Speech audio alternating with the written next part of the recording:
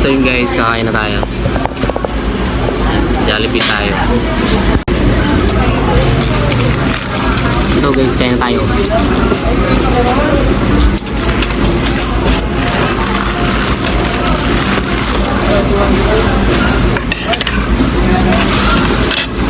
Uy, chicken.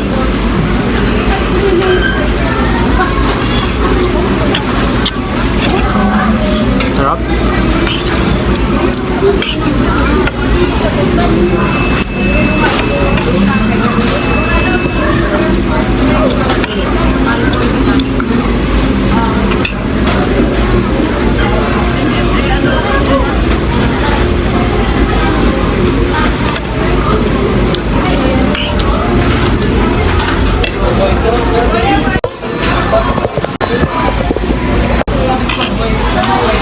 So guys, pagkatapos natin kumain, bibili tayo ng